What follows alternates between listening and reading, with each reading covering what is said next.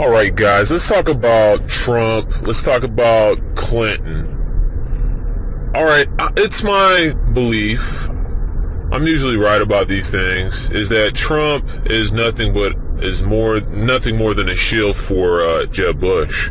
He's used as a tool to take some heat off of, did I say George Bush? Jeb Bush. To take some heat off of Jeb Bush. Jeb Bush has a lot of baggage, and by the way of himself and his father, and a lot of questions that should be going to Jeb aren't being asked. All the heat is pretty much getting on Trump, Ben Carson, Carly Fiorina, all these other candidates are getting the heat that Jeb Bush should get.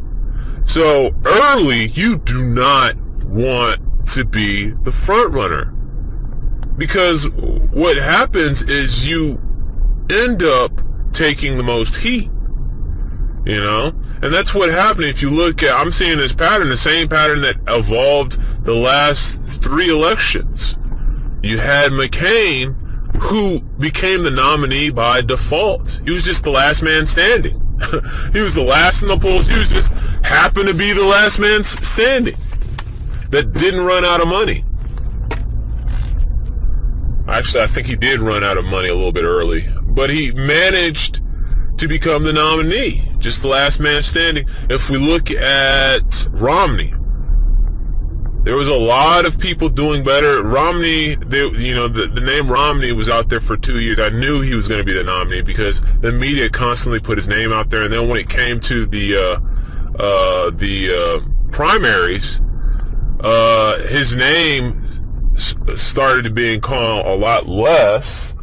They were saying, oh yeah, Romney's probably going to be a nominee anyways, but a lot of heat was taken off him by putting it towards like people like Newt Gingrich would be up one day, and then somebody else would be up. All these candidates took a lot of heat off of the person that the establishment wanted to be the nominee, because there was a lot of questions that we had to ask about Romney. Romney had a lot of stuff in his past about Medicare fraud, and his company doing Medicare fraud, ordering fraudulent, I think it was blood tests or something. It was some kind of fraudulent testing that his company had to pay back. Never answered these questions, or had to answer these questions. There was some other stuff in his background that was kind of nefarious. But we also look at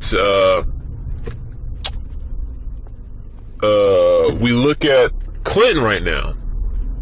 A lot of people are saying that Clinton does not want to be the front runner because there's going to be too much heat on her. A lot of people were saying that the reason why she lost that other election with Obama is because she was the front runner. She was too strong. It's better to be an underdog so you don't have to answer all the hard questions and take the most heat. And that's what I see. So I think Donald Trump is nothing more than a shill for Jeb Bush. I think Jeb Bush is going to be the nominee. I think it's going to be a Jeb Bush-Clinton thing. The other third choice is there might not be an election. There might be some kind of crisis that, elevates or puts Obama into his third term. That's a possibility too. There's nothing off the table. So I'm seeing a Jeb Bush Clinton run as we look at it now. Second option, it'd just be Obama, because some kind of crisis happens that causes the elections to be put off to a later date, or something else happens. The future holds many crises. If you're not paying attention, this is nothing more than the crisis strategy. Every week, something new is happening, and this is all manufactured. Well, you see, you have Fast and Furious, you have the Edward Snowden, you have the IRS scandal, you have the Mexican immigration of the border babies, right? You have all these crises, one after another, one after another, one after another. It's no accident. These are happening on purpose. It's the crisis, the cloud and crisis strategy, overwhelm the system, and then collapse it, and then create a new system. We're in a different era. We're moving from the Pisces era to the Aquarius. The Aquarius is an era where things come together, and we see that as far as sexuality, no distinction between male and female, no distinction between what is right and what's wrong, no distinction between cultures. We see the intertwangling and intermingling of cultures. That's what we see today. We see all these things happening at once, all by design.